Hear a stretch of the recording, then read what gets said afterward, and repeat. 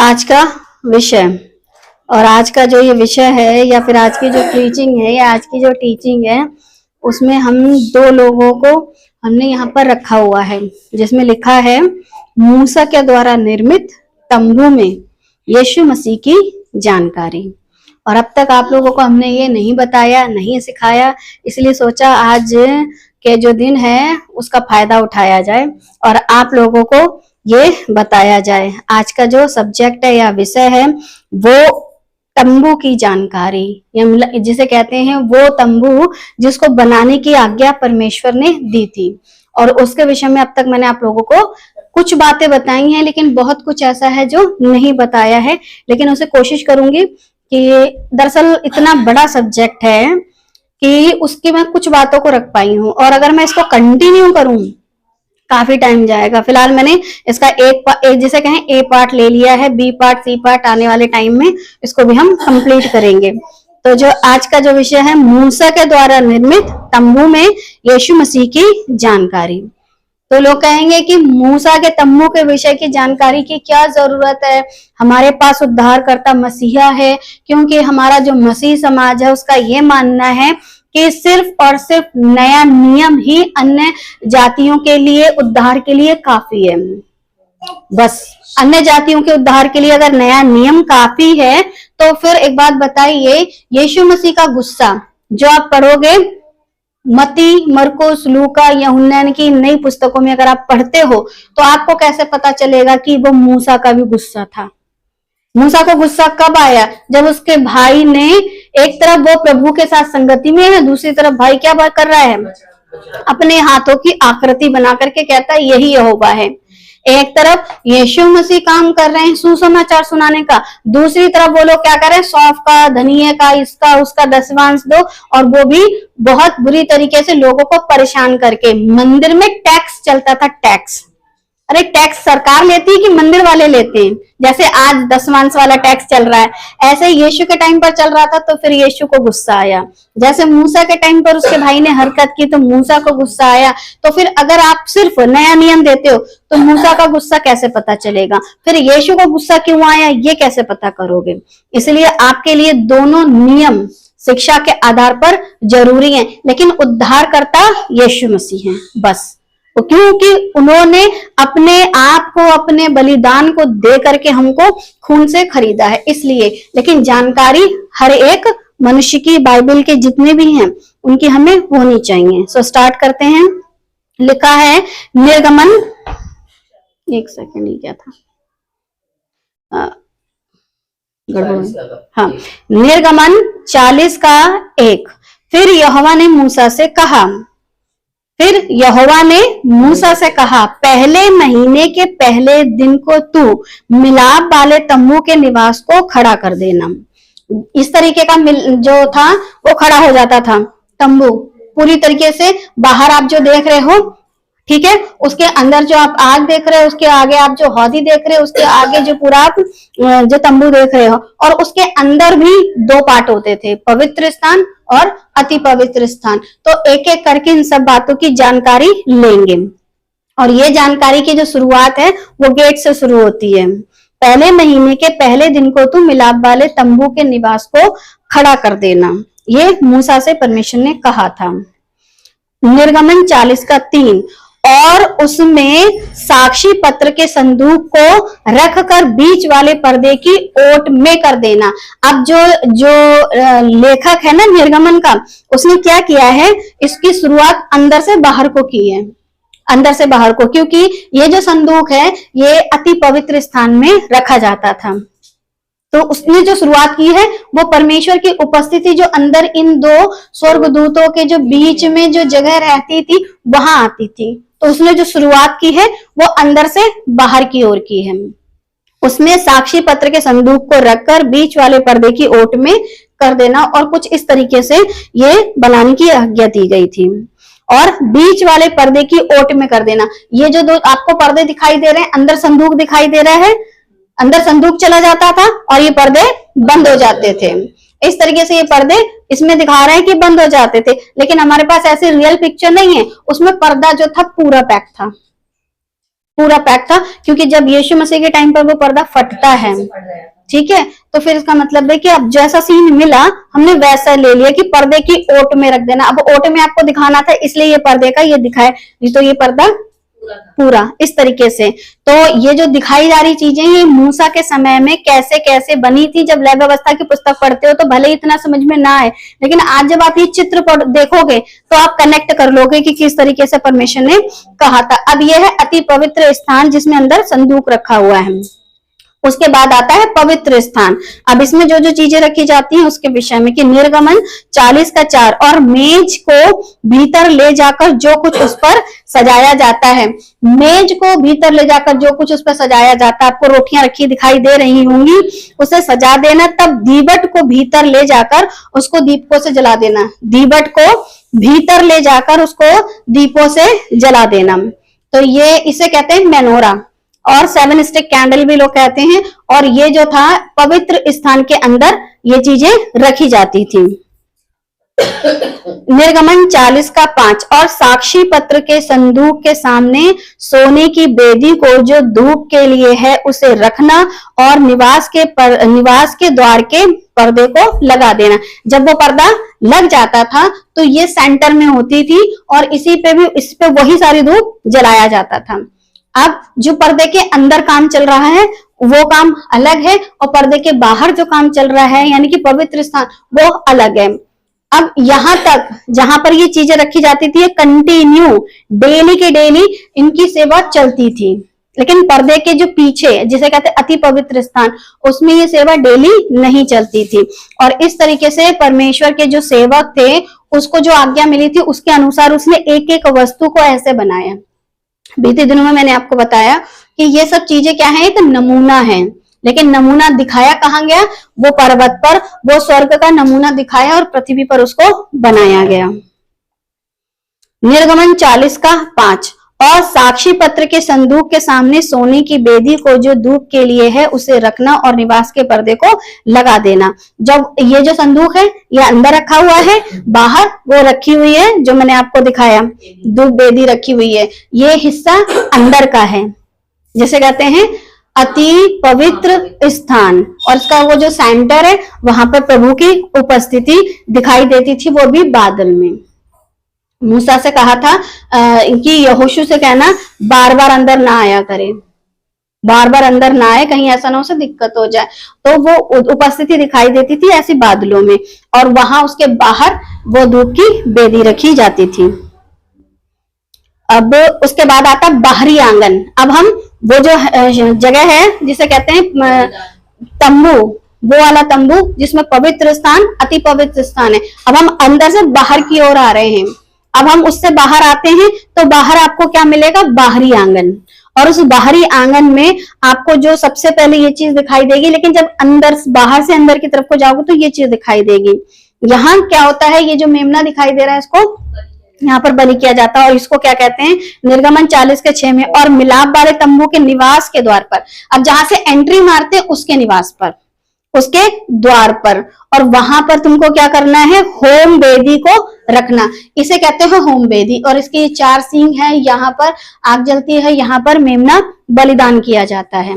ये बाहरी गेट से है, और ये बाहरी गेट से ये चीज पहले पड़ेगी। और उसके बाद आगे बढ़ेंगे तो ये इसको कहते हैं निर्गमन 40:7 में और मिलाप वाले तंबू के बेदी के बीच हौदी को रखकर उसमें जल भरना, और ये चीज रखी जाती है। तो मैंने अंदर से बाहर ये एंट्री, फिर इधर बाहर से अंदर, तो ये जो चीज आती है उस 5 पिलर के बाद अगर आप देखोगे तो ये आएगा, अंदर से बाहर को निकलोगे। और उसके बाद फिर जो मैंने अभी आपको दिखाया कि जिसपे जानवर जलाए जाते हैं, फिर उसके बाद जो मेन गेट हो जाएगा, फिर वो जो मेन गेट कहलाएगा वो द्वार है जहां से भेड़े अंदर आती हैं। इस तरीके से ये पूरा तैयार होता था, जिसको हम कुछ इस तरीके से कह सकते हैं। अंदर का जो हिस्सा था वो दिखा दिया, बाहर आ गए आंगन में तो बाहर के हिस्से की 2 चीजें वो भी आपको दिखा दी। और ये ऐसा ढका होता था, इसमें अंदर कोई रोशनी नहीं जाती थी। और ये जो लगे रहते थे ना पर्दे इस तरीके से, वो प्रभु ने बता रखे थे कि कैसे कैसे करके तुमको इनको ढकना है, कैसे कैसे इनको रखना है, कौन कौन से कलर को लगाना है। निर्गमन 40 का 8 में, और चारों ओर के आंगन की कनात को खड़ा करना और उस आंगन के द्वार पर पर्दे को लटका देना। अब इसके अंदर की जो एंट्री है वो सिर्फ और सिर्फ एक गोत्र जिसका नाम है लेवी गोत्र, बस उन्हीं की थी। और उसमें भी पहले चिट्ठियां पड़ती थी उनके नाम से, और जिसके नाम पर चिट्ठी निकलती थी वही अंदर जाके सेवा का काम करते थे। हर याजक नहीं जा सकता था सेवा के काम के लिए, चिट्ठियां डाली जाती थी, चिट्ठियां निकलती थी, तब अंदर जाते थे। लेकिन महायाजक एक बार चुन लिया जाता था, और जब तक वो मरता नहीं था वही महायाजक रहता था। महायाजक नहीं बदलता था बार बार, उसके मरने पर दूसरा महायाजक बदलता था। लेकिन याजक समय समय पर अपने कुल और गोत्र उनके रहते हैं ना, और नहीं, लेवी गोत्र एक ही था। गोत्र में जो अपने भाई भाई बढ़ते चले गए, जैसे कि हम 4 बहन भाई, फिर उनके 4 बहन भाई, ऐसा करके जो बढ़ते चले गए, वो हाँ कुटुंबी लेवी गोत्र के जो थे वो अंदर सेवा किया करते थे। गोत्र एक ही रहता था जो सेवा के लिए इसके अंदर जाया करता था। अब तंबू के आंगन को क्या कहते हैं, ये लिखा है, इसकी जो वस्तुएं हैं ये किस चीज से बनी हुई होती थी? होम बलि की Bedi, alter of one offering, मतलब यहाँ पे इसको जलाया जाता था। होम बलि की बेदी, बबूल की लकड़ी, एक बड़ी बेदी जिसे पीतल से मढ़ा गया था, यह आंगन के प्रवेश द्वार पर रखी थी। इस पर पापों के प्रायश्चित के लिए पशुओं की बलि चढ़ाई जाती थी। और इसके जो 4 सींग हैं, कैसे बनना है, कैसे इस पे चढ़ावा चढ़ना है, ये सब चीजें जब आप पढ़ोगे तो आपको समझ में आएगा इन चित्रों की सहायता से कि किस रीति से प्रभु ने ये सब चीजें रखी थी। अब ये वो बेदी है जिस पर क्या चढ़ता था? चढ़ावा। और पीतल का बना एक हौद जो होमबलि की बेदी और तंबू के प्रवेश द्वार के बीच रखा था। याजक या पुरोहित जो भी है, सेवा करने से पहले इसमें हाथ पैर धोते थे। जब ये सेवा के काम के लिए जाते थे अंदर, जिनके नाम की चिट्ठियां निकलती थी वो लोग, तो पहले वो यहाँ पर अपने आप को धोते थे और उसके बाद तब ये पर्दे के अंदर जाया करते थे। इससे पहले नहीं जा सकते थे। और इससे पहले जो मैंने आपको ये वेदी जो दिखाई है, यहाँ पर जितना भी लोगों के पापों के प्रायश्चित के लिए जो भी कुछ चढ़ाया जाता था, उसमें ये जितने भी लोग थे सब लेवी गोत्र के क्या करते थे? यहाँ पर चढ़ावे चढ़ाया करते थे। और उसके बाद अंदर की तरफ जब जाएंगे तो फिर आपको ये दिखाई देगा जिसे कहते हैं दीवट या दीपदानी, शुद्ध सोने से बना 7 शाखाओं वाला दीपक। इस पर जैतून का शुद्ध तेल जलाया जाता था जो लगातार जलता रहता था। अब ये जो है लगातार जलता रहता था, तो जलाता कौन था? जो पर्दे के अंदर जाता था और जा करके इसको तेल से भर देता था। और इसका तेल भरने का कारण था कि सेंटर वाले में तेल रखा जाता था, बीच वाले में, और बाकी के जो है उनमें अपने आप तेल पहुंच जाता था। और ये लगातार जलाया जाता था और ये बना था शुद्ध सोने से। फिर जो टेबल रखी जाती थी वो भेंट की रोटियां कहाँ रखते थे? टेबल पर। और लिखा बबूल की लकड़ी की मेज जिसे सोने से मढ़ा गया था, इस पर हमेशा 12 रोटियां रखी जाती थी जो इजराइल के 12 गोत्रों का प्रतीक है। 6 रोटियां इधर और 6 रोटियां इधर, और बीच में है गैप। ठीक है, बीच में है गैप।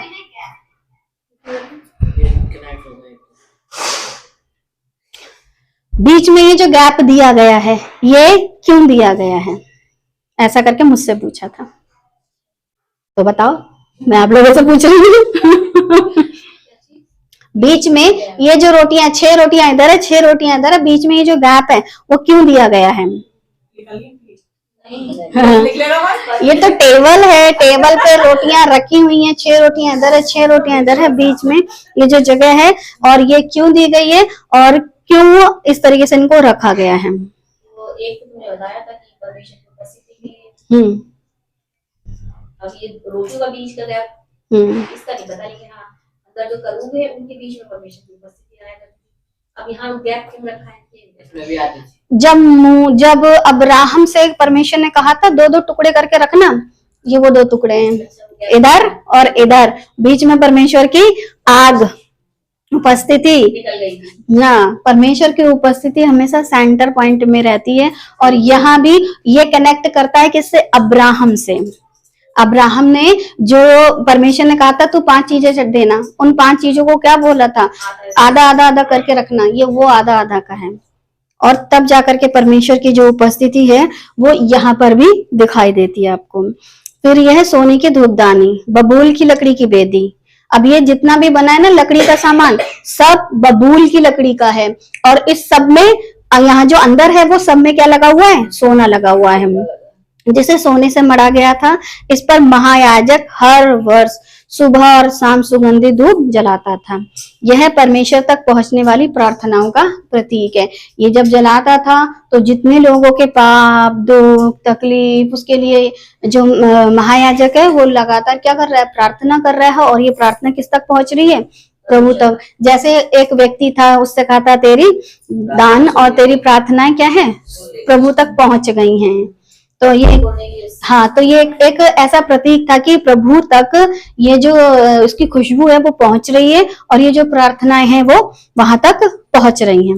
मैं आपको बड़ी बेसिक बातें और बेसिक शिक्षा इसलिए दे रही हूँ ताकि ये चीजें जो आपने अब तक नहीं सुनी है, नहीं देखी है, वो आप लोग देख लो और समझ लो। क्योंकि हमारे साथ जितने भी लोग जुड़े हुए हैं उसमें कुछ लोग काफी पुराने हैं, कुछ लोग नए हैं। और हर एक मनुष्य ये जाने कि परमेश्वर ने जो तंबू बनाया था, तंबू में जो परमेश्वर ने चीजें रखी थी, जो सेवा का काम दिया था, उस काम से यीशु मसीह का क्या कनेक्शन है, ये सारा जो काम है। क्योंकि मैंने स्टार्टिंग में मंदिर में क्रोध करते हुए प्रभु को दिखाया है, इस वजह से मैं ये सारी चीजें आपको बता रही हूँ। वाचा का संदूक जो कि सबसे अंदर रखा जाता था, और इसके विषय में क्या है कि वाचा का संदूक कैसा बना था? बबूल की लकड़ी। अब ये जो लकड़ी है बबूल की, वो लास्ट तक आपको नजर आ रही, एंड तक। अति पवित्र स्थान में भी आपको लकड़ी नजर आ रही है।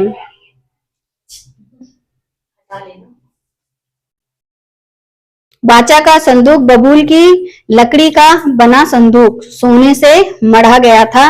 इसके ऊपर प्रायश्चित का ढकना, मतलब ये जो चीज था ये ढकना हट जाता था, और जिसके दोनों सिरों पर सोने के 2 करूब, दोनों करूब। और ये जो 2 करूब है ये इस तरीके से, और ये छाया करे रहते थे, और यहाँ पर जो सेंटर पॉइंट है वहां पर प्रभु की उपस्थिति थी। अब जितना जैसा गूगल से मिला उस आधार पर हमने आपको ये सारी चीजें बताई हैं कि ये सब चीजें, लेकिन सब में इंपॉर्टेंट चीज एक है कि लकड़ी एंड तक है। पीतल हट गया, ठीक है। ब्रास यानी कि वो क्या कहते हैं, कॉपर क्या कहता है वो तांबा, हाँ वो हट गया, ठीक है। गोल्ड आ गया, लेकिन लकड़ी शुरू से चल रही है, एंड तक चल रही है। शुरू में जो जिस पर जानवर को रख करके बलिदान चढ़ाया जाता था, लकड़ी की स्टार्टिंग वहां से है, और लकड़ी की स्टार्टिंग और एंड तक लकड़ी ही मिलेगी आपको। और उसके बाद इब्रानियों की पुस्तक हमें कुछ इस प्रकार बताती है सांसारिक तंबू के विषय में, क्योंकि जो संसारिक तंबू था उसी के विषय में मैं जानकारी दे रही हूँ। और इसकी शुरुआत इस गेट से होती थी, वहां से गेट है, गेट से पहले आप ये मिलेगा, फिर आपको ये मिलेगा, फिर ये 5 पिलर मिलेंगे, इसके अंदर पर्दे के अंदर की जो चीजें हैं वो आपको मिलेंगी। बार बार एक बात कह रही हूँ ताकि आप बहुत अच्छे से इन बातों को समझ जाओ। सांसारिक तंबू था ये जो तंबू था सांसारिक था। इब्रानियों 9 का 1 बताता है, उस पहली वाचा में भी सेवा के नियम थे। और नियम क्या थे? याजक इस पर्दे के पीछे जाते रहते थे कंटिन्यू पूरी साल तक, लेकिन इसके अंदर एक और पर्दा है, साल में 1 बार जाते थे। तो ये क्या थे? सेवा के नियम। पहली वाचा में भी सेवा के नियम थे, और इन नियमों के अनुसार ही ये लोग अपने कामों को किया करते थे। और ऐसा पवित्र स्थान था जो इस जगत का था, ऐसा पवित्र स्थान जो इस जगत का था। अति पवित्र स्थान भी दिख रहा है, पवित्र स्थान भी दिख रहा है, बाहरी आंगन भी दिख रहा है, कुछ इस तरीके से, ताकि आपको बात समझ में आ जाए कौन सी चीज कहाँ रखी हुई है। उधर आपको लैंप दिखाई दे रहा है, इधर आपको रोटियां दिखाई दे रही हैं, बीच में धूप वेदी दिख रही है, अंदर वो जो 2 करूब रखे हुए हैं वो आपको दिखाई दे रहा है कि कैसा वो पवित्र अति पवित्र स्थान था जहां परमेश्वर की संदूक रखी हुई है। और ये सारी चीजें क्या है? ऐसा पवित्र स्थान जो इस जगत का था। इस जगत में ऐसा ये बनाया गया प्रभु के द्वारा, मतलब प्रभु के निर्देशन में बनाया गया। ये मनुष्यों के द्वारा तो बना था, लेकिन प्रभु ने बोला था ऐसा बनाना। और फिर इसी ही को जब पक्का करके बनाया गया तो फिर वो और विशालकाय यानी कि बहुत बड़ा बना था। लेकिन अभी हम किसके तंबू तक पहुंचे हैं? मूसा के। और इसके अंदर का जो पवित्र स्थान है उसके अंदर कैसे रखा जाता था? उधर वो दीपक जल रहा है, ये दीबट है, ये मेज है। लिखा है इब्रानियों 9:2, अर्थात एक तंबू बनाया गया। पहले तंबू में दीबट और मेज और भेंट की रोटियां थी और वह पवित्र स्थान कहलाता था। ये पवित्र स्थान स्त्रियों को आंगन की सेवा यानी कि बाहर, गेट के बाहर की सेवा मिलती थी। अंदर आने की औकात स्त्रियों की नहीं थी। जितने भी पुरुष थे वो तो स्वर्ग चले जाएंगे, सारी स्त्रियां क्या नर्क जाएंगी? तो फिर प्रभु खुद वो पर्दा फाड़ के बाहर निकल आए। अब स्त्रियां भी आसानी से स्वर्ग जा सकती हैं, क्योंकि लोगों को लगता ही नहीं है कि स्त्री भी कुछ ऐसा पात्र है जिसको दर्द तकलीफ होती है या फिर जिसकी कोई ख्वाहिश और इच्छाएं होती हैं। लेकिन प्रभु परमेश्वर जो है हर एक को बराबर वैल्यू देते हैं, चाहे फिर वो स्त्री हो चाहे वो पुरुष हो। इसीलिए प्रभु उपस्थिति जो अंदर थी, पहले गर्भ में आई फिर वो बाहर निकल के आई। स्त्री को प्रभु ने ऐसा मौका दिया और ये मौका जो दिया है वो प्रभु ने, तो उसका पूरा फायदा उठाना है। आपको सही से एक एक चीज की जानकारी होनी चाहिए। किस तरीके से इब्रानियों का लेखक आपको एक एक वस्तु के विषय में बताता है। ये जो सांसारिक चीजें ना, इनके विषय में बहुत अच्छे से बता रहे हैं। इब्रानी 9:3, और दूसरे पर्दे के पीछे वह तंबू था जो परम पवित्र स्थान कहलाता है। तो यहाँ तो जाना बहुत से पुरुषों के भी बस की नहीं थी, क्योंकि प्रभु जिसको चुनते थे सिर्फ वही जा सकता था।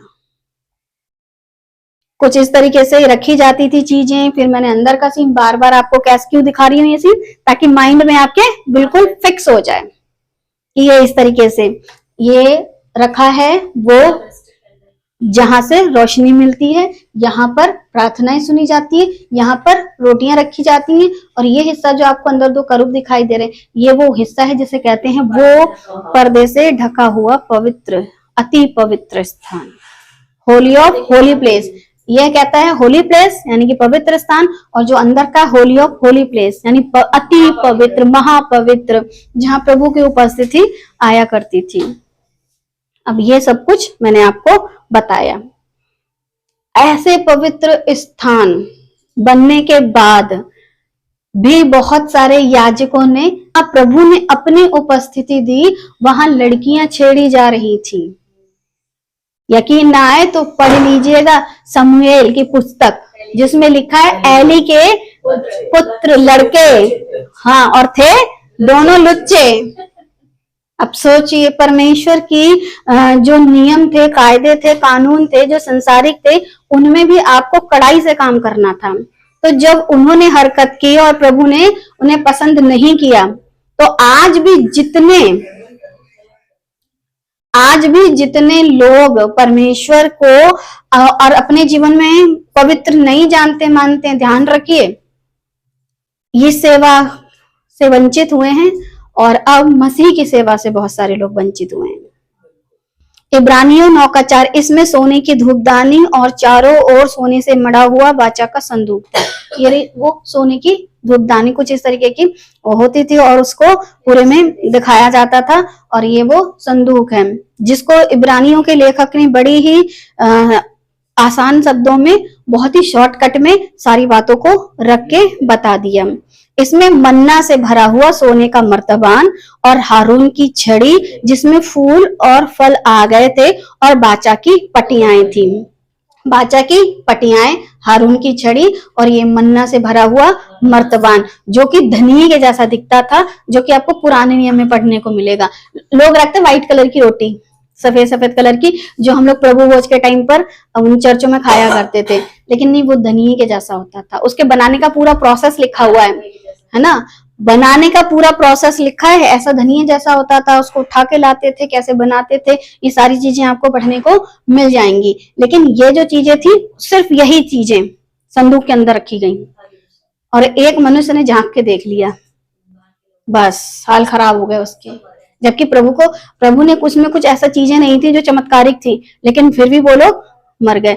जो प्रभु के वचन, प्रभु की आज्ञा, प्रभु के नियम के विपरीत जाता है, ध्यान रखो, उसका जीवन बहुत जल्दी नष्ट हो जाता है। अब पहले के समय में जल्दी नष्ट होता था, अब के समय में थोड़ा धीरज धर करके बैठे हो, नष्ट तो होना ही अगर प्रभु की आज्ञा के खिलाफ जाते हैं तो।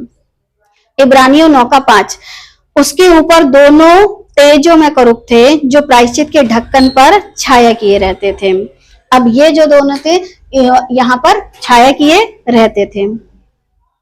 अब आगे पौलुस बड़े प्यार से बोलता है, समझाता है, इन्हीं का एक एक करके वर्णन करने का भी अवसर नहीं है। तो फिर आप काहे कर रहे हो?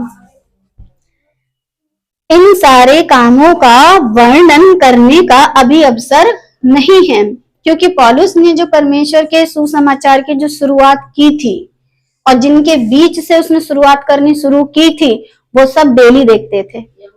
जितने यहूदी थे, इजराइली थे, जितने भी गोत्रों के थे, वो सब डेली देखा करते थे, क्योंकि डेली वहां से गुजरा करते थे। और याजक, महायाजक सब तो साथ में ही रहते थे। बचपन से उनके माता पिता 8 दिन के होते थे तो खतना कराने लड़कों को कहाँ ले जाते थे? मंदिर में। उनको तो ये सारे नियम, कायदे, कानून पता थे। तो फिर पौलुस ऐसे लोगों को समझाने के लिए कहते हैं, इन्हीं का एक एक करके वर्णन करने का अभी अवसर नहीं है, क्योंकि ये सब चीजें तो तुम्हें पता है। अब इनका बयान उनके लिए है जिनको नहीं पता है। जैसे आज अगर मैं आप लोगों को बता रही हूं तो आप लोगों को नहीं मालूम है ये चीजें, लेकिन पौलुस खुद बिन्यामीन के गोत्र का, खुद एक इजराइली, ठीक है, 12 गोत्रों में से था, इसको सारी डिटेल पता थी। गमलीएल के पैरों के पास बैठ करके यही शिक्षा लेता था। पूरा जो ओल्ड टेस्टमेंट यानी पुराना नियम, जिसमें कि मूसा की जो शुरुआती 5 किताबें वो तो इसने बहुत बढ़िया तरीके से पढ़ी होंगी, तो इसको तो मालूम है ये सब चीजें। तो इनका एक एक करके वर्णन करने का भी अवसर नहीं, क्योंकि उसको सुसमाचार सुनाना था। क्यों? उसके लिए सुसमाचार सबसे महत्वपूर्ण था। क्या आप जानते हैं पौलुस ने ऐसा क्यों कहा था? मैंने बताया, लेकिन फिर भी बताऊंगी कि क्या आप जानते हैं पौलुस ने ऐसा क्यों कहा था कि इनका एक एक करके वर्णन करने का भी क्या है? समय नहीं है। क्योंकि यूहन्ना 9:5 बताता है, ये मैंने आपको 7 स्टिक कैंडल दिखाई और यहाँ पर लिखा है, जब तक मैं जगत में हूं जगत की ज्योति हूं। तो जिस कैंडल के विषय में बात चल रही थी वो खुद अपने आप में यीशु मसीह, ये जो 7 स्टिक कैंडल है ये खुद में यीशु मसीह, और जो कि पवित्र स्थान में आपको ये दिखाई देगा। ये जो 7 स्टिक कैंडल है ये आपको दिखाई देगा, लेकिन मसीहा कहते हैं मैं जगत की ज्योति हूं। और आगे लिखा हुआ है यूहन्ना 8:12, यीशु ने फिर लोगों से कहा, जगत की ज्योति मैं हूं, जो मेरे पीछे हो लेगा वह अंधकार में ना चलेगा परंतु जीवन की ज्योति पाएगा। तो जब ये कैंडल जहां रखी गई थी उसको बाकायदा पर्दे जो थे उनकी परतों से ढका हुआ था। अब क्या था? पूरे में अंधकार। अब पूरे में अंधकार था, लेकिन जैसे ये जलते रहते थे इस रोशनी से ये लोग उसके अंदर घूमा फिरा करते थे। अगर ये नहीं जलता ना, जिसे कहते हैं मैं जगत की ज्योति हूं, तो ये अंधकार में रहते, भले ये सेवादार थे, सेवा करने वाले याजक थे। तो यीशु अपने विषय में बताते हैं कि ये वो हैं, मैं जगत की ज्योति हूं और ज्योति अंधकार में चमकती है। वहां कोई और रोशनी नहीं है, ना सूरज की ना चांद की, क्योंकि वो पूरी तरीके से कवर्ड था। और उसमें रोशनी किसकी थी? यीशु मसीह। अब इसको यीशु से कैसे कनेक्ट करूंगी वो भी मैं आपको बता रही हूँ।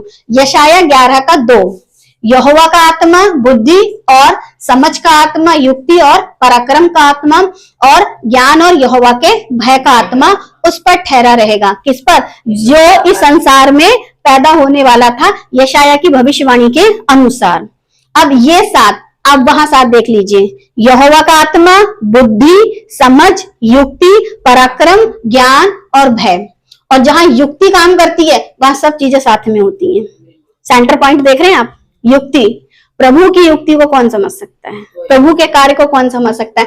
तो ये आपको सिर्फ एक कैंडल नहीं है, ये वो मसीहा है जो उस मंदिर के अंदर था। और उसी मसीहा को मंदिर के अंदर के लोगों ने, मंदिर के अंदर के लोगों ने क्रूस पे चढ़ाओ, क्रूस पे चढ़ाओ।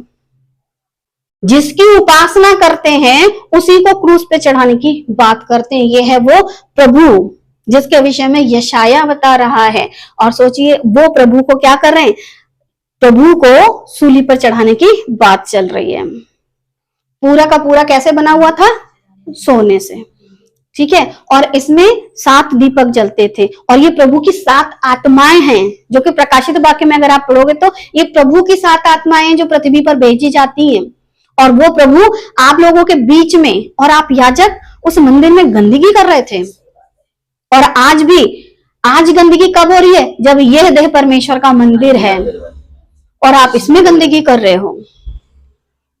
यशाया 11:3, और उसको यहोवा का भय सुगंध सब आएगा। अब ये सुगंध कहाँ थी, ये वो सुगंध थी जो बिल्कुल मंदिर के अंदर, वह मुंह देखा न्याय ना करेगा और ना अपने कानों के सुनने के अनुसार निर्णय करेगा। और प्रभु ने ऐसा नहीं किया।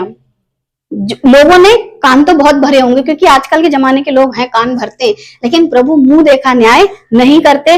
और उनके अंदर क्या था, यहोवा का भय। कैसा खूबसूरत लगता है, खुशबू की तरह, ठीक है, खुशबू जैसा। और वो खुशबू प्रभु को भाती थी, यहोवा का भय। क्या आज आपको परमेश्वर का भय ऐसा भाता है? अब जो टेबल पे रखी हुई है रोटियां, जीवन की रोटी मैं हूं, किसने कहा, यीशु ने। तो ये टेबल पे रखी हुई रोटियां फिर कौन हुआ, यीशु मसीह। चेले कितने थे उनके, रोटियां कितनी रखी थी, 6 इधर और 6 उधर। आप कनेक्शन देखो किस तरीके से परमेश्वर ने इसको रखा अंदर। और मसीहा जो है वो जीवन की रोटी है, और खुद कहते हैं मैं जीवन की रोटी हूँ। यूहन्ना 6:51 बताता है, जीवन की रोटी जो स्वर्ग से उतरी मैं हूं, यदि कोई इस रोटी में से खाए तो सर्वदा जीवित रहेगा। और जो रोटी मैं जगत के जीवन के लिए दूंगा वह मेरा मांस है। ये वाली रोटी खाने वाले मर गए, लेकिन ये बदन और ये लहू, इसमें शरीक होने वाले, शामिल होने वाले अनंत काल तक नहीं मरेंगे। शामिल होने का मतलब है अब देह पवित्र है तो पवित्र बनो, कोढ़ी तो बन करके काम मत करो। अगर कोढ़ी हो गए तो फिर कोढ़ क्या होता है, शरीर को काट देता है। कोढ़ ऐसी बीमारी है अपने आप शरीर गल के गिर जाता है। तो अपवित्रता प्रभु बर्दाश्त नहीं करेंगे। यीशु ने कहा मैं रोटी हूं जो कि आपको मंदिर के अंदर मिलेगी। फिर यूहन्ना 6:35, यीशु ने उनसे कहा जीवन की रोटी मैं हूं, जो मेरे पास आता वह कभी भूखा ना होगा और जो मुझ पर विश्वास करता वह कभी प्यासा ना होगा। तो जो अंदर आपको दिखाई दे रहा है ना, वो ही मसीहा है, पूरा पूरा मनुष्य और पूरा पूरा परमेश्वर। हौदी, हौदी किसकी वस्तु से बनी थी? लोग कहते हैं किस वस्तु से बनी थी, मैं कहती हूँ किसकी वस्तु से बनी थी? महिलाओं के पीतल के दर्पणों से बनी थी। किसके, है ना? हौदी किसकी वस्तु से बनी थी? पुरुषों का कोई लिया नहीं गया मेकअप का सामान, अगर लिया गया तो स्त्रियों का दर्पण, महिलाओं के पीतल के दर्पणों से बनी थी। तो थोड़ा भाव तो हमें दिया गया है मंदिर के अंदर भी। बाहर साइड में ये आपको दिखेगा पढ़ने को, निर्गमन 38:8, उसने हौदी और उसका पाया दोनों पीतल के बनाए और ये मिलाप वाले तंबू के द्वार पर सेवा करने वाली महिलाओं के पीतल के दर्पणों से बनाए गए थे। ये जो स्त्रियों के हाथ में दर्पण दिखाई दे रहा है, ये जो हौदी बनी थी जहां स्त्रियों को आना अलाउ नहीं था, लेकिन ये जो बनी थी चीज, वो स्त्रियों के जो हाथों में जो दर्पण है ना पीतल के, इसको लेकर के बनी थी। शीशा नहीं था, पीतल ही था, लेकिन ऐसा था कि कांच जैसा चमकता था, इतनी शाइनिंग थी इसमें, और ये इस तरीके से बना हुआ था। और इससे तो स्त्रियों का बाहरी आंगन तक तो आना था, बस अंदर जाना नहीं था, क्योंकि उनके जो दर्पण लिए गए थे। निपुण कारीगरों के गोत्र, निपुण कारीगर जो थे उनके गोत्र यहूदा और दान, इन 2 गोत्रों के लोगों ने, जो कि बहुत प्रभु के क्या कहें बुद्धि के योग्य लोग थे, इन्होंने वो चीजें देखी नहीं थी। देख के कौन आया था? मूसा। लेकिन बनाई किसने? कारीगरों ने। और जो कारीगर थे वो यहूदा और दान के गोत्र के लोग थे, जो कि आपको यहाँ पढ़ने को मिलेगा निर्गमन 38:22। जिस वस्तु के बनाने की आज्ञा यहोवा ने मूसा को दी थी, उसको यहूदा के गोत्र वाले बसलेल ने, जो हूर का पोता और उरी का पुत्र था बना दिया। और 23वीं आयत उसी की बताती है, और उसके संग दान के गोत्र वाले अहिसा माक का पुत्र ओहली आब था, जो नक्काशी करने और काढ़ने वाला और नीले, बैंगनी और लाल रंग के सूक्ष्म सनी के कपड़ों की कढ़ाई करने वाला निपुण कारीगर था। अब नीला, बैंगनी, लाल, इन 3 रंगों का कपड़ा लिया गया। नीला रंग, बैंगनी रंग, लाल रंग। और ये जो 3 रंग हैं, इनके विषय में मैंने रखा नहीं, लेकिन फिर भी बता देती हूँ। नीला रंग, बैंगनी रंग और लाल रंग। तो जो ये बैंगनी है वो कहलाता है महायाजक वाला। महायाजक ही तो पहना करते थे, या राजा पहना करते थे बैंगनी रंग? कौन पहना करता था? अभी दिखाएंगे। ये जो 3 रंग हैं, इसमें लाल रंग, ये क्या होता है? मेमना का रंग। ये क्या है? और ये नीला रंग किसका है? नीले रंग राजा पहना करते थे, और महायाजक बैंगनी, और लाल रंग से क्या कहते हैं? बलिदान। ये जो 3 रंग हैं, और ये 3 रंग जो हैं, कुल मिलाकर के परमेश्वर ने 3 रंगों के विषय में बोला था, नीले, बैंगनी, लाल। ये जो 3 रंग है, सूक्ष्म सनी के कपड़े की कढ़ाई। और ये सब चीजें कहाँ आपको दिखाई देंगी? उस तंबू में। और इनका जो काम था, इसको करने वाले 2 व्यक्ति, मतलब ये लीडर थे, इनके साथ और भी कारीगर रहे होंगे, लेकिन जो 2 मेन लीडर थे, इनके नाम बताए गए हैं। अब मुख्य द्वार, बाहरी आंगन। अगर मैं उधर से शुरू करूं तो पहले मुख्य द्वार पड़ेगा, फिर बाहरी आंगन पड़ेगा, उसके बाद जो स्टार्टिंग आएगी वो होम वेदी, फिर उससे थोड़ा सा आगे बढ़ेंगे तो फिर ये धोने की हौदी आएगी, और फिर ये दरवाजा आएगा, लिखा पवित्र स्थान का प्रवेश द्वार। और जब इससे आगे बढ़ेंगे तो फिर यहाँ पर ये आपको मेज दिखाई देगी, धूप वेदी दिखाई देगी, ये वाला जो पर्दा है अति पवित्र स्थान, और ये वाचा का संदूक। उस तरीके से अगर ऐसे करके आएंगे तो ये सब चीजें सीक्वेंसली ऐसी रखी हुई हैं। और जब ये सब चीजें ऐसी रखी हैं तो ऐसे ही वहां पर ये सब चीजें बनी हुई थी। यूहन्ना 10:7। अब जो ये मेन द्वार है, किस चीज का बना होता है? दरवाजा, लकड़ी रखी है, मैंने रखी हुई है, द्वार। तब यीशु ने उनसे फिर कहा, मैं तुमसे सच सच कहता हूँ, भेड़ों का द्वार मैं हूँ। अंदर आपको बता दिया यीशु ने कहा मैं हूँ, यहाँ बता दिया कि यीशु क्या कह रहे? भेड़ों का द्वार मैं हूँ। यहाँ से भेड़ें जाती थी सैक्रिफाइस के लिए, तो उन भेड़ों का जो द्वार है वो यीशु खुद हैं। और लकड़ी क्यों? क्योंकि पूरे पूरे शरीर में मनुष्य, जो लकड़ी की जो प्रतीक कहलाती है ना, वो मनुष्य का प्रतीक कहलाती है। और ये मनुष्य अंदर तक, आपको मैंने बोला ना लकड़ी रखी गई है अंदर तक, और बारी बारी जो आपको चीजें दिखाई देंगी उनकी वैल्यू बढ़ती दिखाई देगी। अंदर सोना सबसे महंगा, उससे थोड़ा सस्ता चांदी, फिर उससे थोड़ा सस्ता पीतल, है ना। उसके बाद ये जो तांबे की वैल्यू होती है उससे भी कम हो जाती, पीतल से भी कम हो जाती, ऐसे करके। और लकड़ी जो होती है वो सबसे ज्यादा सस्ती, लेकिन सस्ते से होते होते एंड में सबसे महंगा। लेकिन वही महंगा बाहर आ गया, पूरी दुनिया के लिए द्वार बन गया, और सबके लिए बड़ा सस्ता बन गया, यानी कि शून्य बन गया। इसीलिए प्रभु की वैल्यू लोग नहीं करते ना, सस्ते में मिल गया है, फ्री ऑफ कॉस्ट, सेत मेत। यूहन्ना 1:29। दूसरे दिन उसने यीशु को अपनी ओर आते देखकर कहा। अब इस पे जो रखा जाता है वो भी यीशु हैं, ये बताना चाहती हूँ। दूसरे दिन उसने यीशु को अपनी ओर आते देखकर कहा, देखो यह है परमेश्वर का मेमना, जो जगत का पाप उठा ले जाता है। यूहन्ना कहता है जो जगत का पाप। और जितने मेढ़े बकरे चढ़ाए जाते थे ना, वो सब पापियों के लिए हुआ करते थे, उनके पापों के बलिदान हुआ करते थे। तो फिर ये जो है लकड़ी की बनी हुई और पीतल की बनी हुई, इस पे जो जल रहा है वो कौन है? मसीहा। गेट कौन है? मसीहा। और ये जो जल रहा है यहाँ पर बलिदान, वो कौन है? मसीहा। जो पूरा का पूरा चलता फिरता परमेश्वर की मंदिर, और उसको ही लोगों ने नहीं पहचाना। ये देखें प्रभु, यशाया 53:7। वह सताया गया तो भी सहता रहा और अपना मुंह न खोला। जिस प्रकार भेड़ बद होने के समय और भेड़ी ऊन कतरने के समय चुपचाप रहती है, वैसे ही उसने भी अपना मुंह न खोला। जब किसी भी जानवर को यहाँ पर और ले जाया जाता था, स्पेशली भेड़ के बच्चे को, चुपचाप। और वो कौन है? हमारा प्रभु मसीहा, और जिसने अपने आप को पूरा मतलब चलता फिरता तंबू जिसको बनाया मूसा ने, लेकिन था कौन? वो प्रभु। इसमें पीतल या क्या कहते हैं, ब्रास या कांस, मतलब कांसा क्या होता है? तांबा, हाँ वही तो वो है। हाँ, तो लिखा निर्गमन 30:18, धोने के लिए पीतल की एक हौदी और उसका पाया भी पीतल का बनाना, उसे मिलाप वाले तंबू और वेदी के बीच में रखना, उसमें जल भर देना। अब ये कौन है? ये भी प्रभु मसीहा। हाँ, प्यासे को क्या देते हैं?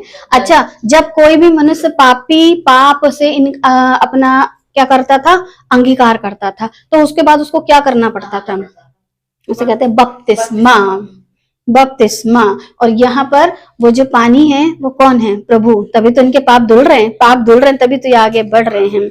इब्रानियों 1:3, और उसकी महिमा का प्रकाश और उसके तत्व की छाप और सब वस्तुओं को अपनी सामर्थ्य के वचन से संभालता है। वह पापों को धोकर, किससे धुल रहा था? अभी दिखाई थी है ना, ऊंचे स्थानों पर महामहिमन के दाहिने जा बैठा। तो जो पापों से धुलने वाला, वो जो आपको वहां पर वो दिखाई दे रहा था, चिलिमची कहते हैं, क्या कहते हैं इसको? अभी क्या कहते हैं? हौदी, है ना, हौदी। ये कौन है? मसीहा, पापों को धोकर। तो आप एक एक चीज को देख सकते हैं कि कौन है ये? प्रभु यीशु मसीही। और उसके बाद जो काम करता था, वहां पर जो काम करता था वो है इब्रानियों 6:20, जहां यीशु ने मलकीसिदक की रीति पर सदा काल का महायाजक बनकर हमारे लिए अगुवे के रूप में प्रवेश किया। अब ये जो महायाजक की जो आपको ड्रेस दिखाई दे रही है, वो साल में एक बार जाता था, अपने पापों के लिए और सबके पापों के लिए माफी मांगता था। वैसे ही प्रभु गए, पूरी मानव जाति के पापों के लिए माफी मांगी, मगर ऐसा मनुष्य मर जाता था। लेकिन हमारा प्रभु हमेशा जिंदा है। और अब महायाजक नहीं बदलने का। अब जब महायाजक नहीं बदलेगा तो फिर व्यवस्था, वाचा भी नहीं बदलेगी, और वही वाचा रहेगी, वही नियम रहेंगे। सुसमाचार सुनाओ और लोगों को अनंत जीवन की बातें बताओ। तो प्रभु यीशु क्या है? वो महायाजक, प्रभु यीशु मसीह। निर्गमन 30:15, जब तुम्हारे प्राणों के प्रायश्चित की निर्मित यहोवा की भेंट अर्पित की जाए, तब ना तो धनी लोग आधे सेकेल से अधिक दें और ना दरिद्र लोग उसमें कम दें। तो जब ये सब चीजें रखी जाती थी, उसके बाद जो उनको धन्यवाद की जो भेंट, परमेश्वर यहोवा को जो भेंट देनी होती थी, उसमें धनी हो या निर्धन हो, दोनों ने बराबर देना था। लिखा है आधे सेकेल से अधिक, चाहे आप धनी हो चाहे निर्धन हो, लेकिन ये भेंट आपको देनी ही देनी थी। भजन संहिता 107:2, यहोवा के छुड़ाए हुए ऐसा ही कहें, जिन्हें उसने शत्रु के हाथ से दाम देकर छुड़ा लिया। तो वो जो दाम जो दिया जाता था ना, वो जो दाम दिया जाता था, वो दाम भी कौन बना? खुद यीशु मसीह। उसकी मजदूरी उसके पास है। अच्छा, जब यीशु मसीह को बेचा गया था, वो जो सिक्के थे वो कैसे थे? वो सेकेल का जो था ना, वो वही दाम था जो यीशु मसीह को बेचने के टाइम पर लगाया गया। इसलिए हम दाम दे करके मोल लिए गए हैं। इसको खोल के बंद करो। फिर ये सब चीजें काय की बनी थी? सोना, ठीक है, सोना। और सोना जो है किसको दर्शाता है? परमेश्वर की दिव्यता को, दिव्यता, महिमा, धार्मिकता, पवित्रता। सोना क्या है? इन सब का प्रतीक है। और जब यीशु मसीह पैदा हुए थे और जब उनको देखने के लिए कई ज्योतिषी आए थे, तो उसमें क्या चीज लेकर के आए थे? सोना लाए थे, लोबान लाए थे और गंधरस लाए थे। तो सोना एक राजा, फिर लोबान और गंधरस। हाँ, और जो लोबान है, जो गंधरस है, वो मेमना यानी बलिदान और ये महायाजक, और राजा, ये 3 चीजों को दिखाता और यही 3 भेंटें वहां पर आई थी। और जो गोल्ड है, जो सोना है, जो कि अंदर ये इस्तेमाल होता था, ये क्या दिखा रहा है? परमेश्वर की दिव्यता को, परमेश्वर की धार्मिकता को, परमेश्वर की क्या पवित्रता को, ये तीनों चीजें। और वो सब है कौन? प्रभु मसीहा। 1 कुरिन्थियों 6:20, क्योंकि तुम दाम देकर मोल लिए गए, इसलिए अपनी देह के द्वारा परमेश्वर की महिमा करो।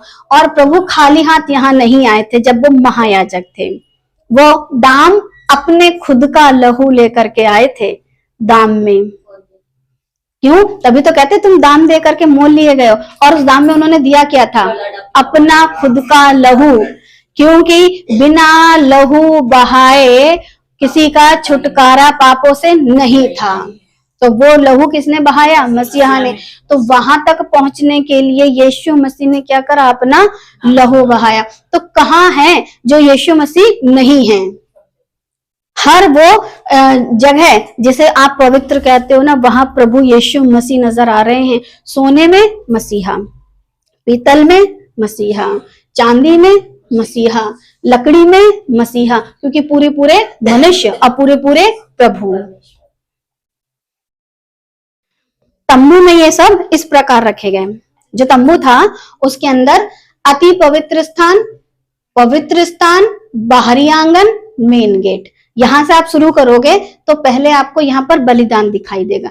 फिर जैसे आगे बढ़ोगे तो जहां पर याजक लोग हाथ पैर धोया करते थे, अपने धो करके अंदर जाते थे, वो मिलेगा। फिर जब गेट के अंदर एंट्री मारोगे तो एक तरफ आपको ये ज्योति दिखाई देगी, दूसरी तरफ आपको ये रोटी दिखाई देगी। ज्योति और रोटी दोनों प्रभु हैं। फिर आपको यहाँ पर वो प्रार्थनाएं धुएं के रूप में जाया करती थी, और प्रभु यीशु ने बहुत प्रार्थनाएं की हैं। जब वो पहाड़ पर जाते थे पूरी पूरी रात प्रार्थनाएं करते थे, और फिर जाकर के वो अंदर अति पवित्र स्थान में परमेश्वर की उपस्थित थी।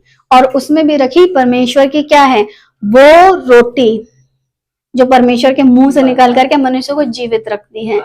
ऐसा करके प्रभु ने बोला। और वो छड़ी, जो लकड़ी, अंदर तक लकड़ी दिख रही जिसमें जीवन था, उस लकड़ी में जीवन था, और वो मनुष्य की ज्योति थी। और वो ज्योति कौन है? मसीहा। तो चलता फिरता जो था तंबू, वो खुद मसीहा और लोगों के बीच में, इस और लोगों ने पहचाना नहीं। अपने शरीर में यीशु मसीह ने व्यवस्था को पूरा कर दिया। ये जितने काम यहाँ पर चल रहा था ना, उन सब कामों को, रोशनी दिख रही है आपको, वहां से प्रार्थनाएं ऊपर जाती दिख रही हैं आपको, यहाँ पर ये ब्रेड रोटियां दिखाई दे रही हैं, ये सब कुछ काम किसने कर दिया? पूरा कर दिया। अपनी देह को 2 हिस्सों में बांट दिया। प्रभु ने अपनी देह को 2 हिस्सों में कर दिया, 2 हिस्सों में कर दिया। इतना सब कुछ कर दिया, और फिर भी आज लोग व्यवस्था का पालन कर रहे हैं, जबकि ये सारा पालन तो प्रभु यीशु मसीह कर चुके हैं। और ये कुछ इस तरीके से जब आप क्रूस पर देखते हो तो ये सब चीजें ऐसी आपको दिखाई देती हैं। मसीह का क्रूस पर मरना और तंबू का इस तरीके से सी चीजों का होना। गेट से शुरू करिए, आपको यहाँ से ये, फिर ये सब चीजें ऐसी दिखाई देंगी। तो इसमें मसीहा कहाँ नहीं है? एक एक जगह प्रभु यीशु मसीह नजर आ रहे हैं। और जब प्रभु यीशु मसीह एक एक जगह हैं, तो इस व्यवस्था को जब यीशु ने पूरा कर दिया है, तो अब क्यों इस व्यवस्था को बार बार पूरा करके, कहते हैं ना, प्रभु को क्यों क्रूस पर चढ़ा रहे बार बार? और आखिर में जो पर्दा था, इब्रानियों 10:20, जो उसने पर्दे अर्थात अपने शरीर में होकर हमारे लिए अभिषेक किया। पर्दे अर्थात अपने शरीर में। अब ये जो पर्दा था ऊपर से नीचे तक 2 टुकड़ा हो गया, और मसीह का शरीर भी पूरी रीति से छल नहीं किया गया। और जब उन्होंने कहा पूरा हुआ, तो पर्दा ऑटोमेटिकली ऊपर से नीचे तक फट गया। प्रभु की उपस्थिति जो अंदर थी वो बाहर आ गई। प्रभु की उपस्थिति तो बाहर है, लेकिन आज की जनता अंदर जा रही है। अब प्रभु है बाहर और जनता है अंदर, तो ढूंढने क्या जा रहे हो? जैसे यीशु का डायलॉग, क्या देखने गए थे? हवा से हिलते सरकंडों को देखने गए थे? बताओ यूहन्ना का बपतिस्मा कहाँ से था? तो बोलेंगे हमें नहीं पता। जब हम कहेंगे बताओ ये पर्दा फट के अंदर क्या करने गए थे, तो कहेंगे नहीं पता। पता कुछ भी नहीं है, तो फिर अंदर जाते क्या करने के लिए? शरीर में होकर के आया प्रभु। शरीर यानी लकड़ी, लकड़ी एंड तक आपको दिखाई है, वो लकड़ी भी प्रभु है, वो सोना भी प्रभु है, वो चांदी भी प्रभु है, वो दुख तकलीफ उठाने वाला सब तो प्रभु है। भेड़ों का द्वार हो गया, जगत की ज्योति हो गया, सब कुछ तो प्रभु हो गया, और क्या चाहिए तुमको, इतना सब कुछ प्रभु है। अब ये जो 5 आपको दिखाई दे रहे हैं खंबे, उसमें आपको 4 द्वार दिखेंगे। खंबे 5 हैं, द्वार 4 हैं। फिर अंदर खंबे 4 हैं, द्वार 3 हैं। ऐसा क्यों? 5 खंबे बनाना, 5 खंबे बनाए तो द्वार कितने बने? 4। फिर अंदर 4 खंबे हैं तो फिर द्वार 3 है। क्या चीज? नहीं, अंदर जो यहाँ से पवित्र स्थान में आप जाओगे तब। चलो वो तो ठीक है, फिर यहाँ का बताओ, बाहर का। 5 प्रकार की सेवकाई, 7 प्रकार, देखो 4 और 3 7 हो गए। नहीं 5 प्रकार की सेवकाई है। वो 4 3 7 तो है, लेकिन ये 4 और 3, मम्मी का मतलब है उन्होंने 3 और 4 दोनों काउंट कर लिया, तो कर दिया 7, और 7 कर दिया तो मतलब परमेश्वर की 7 आत्माएं, उन्होंने वो काउंट कर दिया। चलो, देखा है 5 मूसा की 5 पुस्तकें, जिनसे प्रभु का ज्ञान आपको बहुत अच्छे से समझ में आएगा, क्योंकि प्रभु के विषय में बहुत अच्छे से बताया। फिर नए नियम की 4 वो पुस्तकें, नए नियम की 4 पुस्तकें, जो कि आपको कुल मिलाकर के 5 पुस्तकें 4 पुस्तकें ज्ञान किसका देती हैं? पिता पुत्र पवित्र आत्मा का। पिता पुत्र पवित्र आत्मा, त्रिएक परमेश्वर का ज्ञान जब खुद बाहर आ गया है, तो ज्ञान किताब से लो ना, वापस उसी तंबू में क्यों जा रहे हो? अगर आपके पास ये किताबें आ गई हैं, जिसमें 5 पुस्तकें 4 पुस्तकें और बाकी की पुस्तकें प्लस कर दी जाएं, क्योंकि एक एक चीज को काउंट करूंगी तो बाकी की पुस्तकें अगर काउंट कर दी जाएं तो किसका ज्ञान बताती है? पिता पुत्र पवित्र आत्मा ना, त्रिएक परमेश्वर है ना, तो तीनों का ज्ञान बताती है, पिता का भी, पुत्र का भी और पवित्र आत्मा का भी।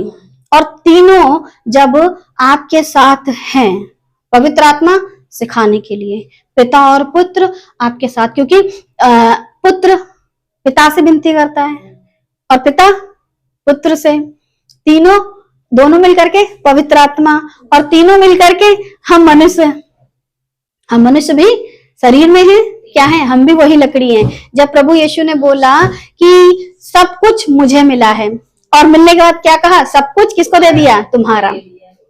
तो इम्पोर्टेंट मसीहा अंदर से लेके बाहर तक, बाहर आने के बाद सब कुछ किसको दे दिया? कलीसिया को दे दिया। अब सारा अधिकार हमारे पास है, और फिर भी भिखारियों की जैसे भीख मांग रहे हैं। रोमियो 12:5, वैसे ही हम जो बहुत हैं, मसीह में एक देह होकर आपस में एक दूसरे के अंग हैं। और जब हम आपस में एक दूसरे के अंग हैं, तो फिर हम वापस एक एक अंग दौड़ के उधर क्यों जाता है? जैसे बीते दिनों में बताया था मैंने, मेरी टांगे तो वो जा रही हैं और मेरी मुंडी जा नहीं रही है, तो मैं कैसी लगूंगी? ऐसा चित्र मैंने रखा नहीं है, लोग बनाते हैं ऐसे चित्र, पैर वो चलते जा रहे हैं, हाथ वो चलते जा रहे हैं, और दिमाग उधर चलता जा रहा है, सारी बॉडी बिखर जाएगी। प्रभु की बॉडी को क्यों बिखेर रहे हो? अगर आप बॉडी ऑफ क्राइस्ट हो, मसीह की देह हो, मसीह की देह के अंग हो, तो फिर मसीह का जो सुसमाचार है, मसीह का जो आपको किताबें दी गई हैं, आपको जो नया नियम दिया गया, आपको पिता पुत्र पवित्र आत्मा की शिक्षा दी गई है, प्रभु यीशु मसीह के माध्यम से आप उस पर ध्यान दो ना। क्यों ऐसी बातों पर ध्यान देते हो जिससे आप प्रभु मसीह को क्रूस पर चढ़ाते हो?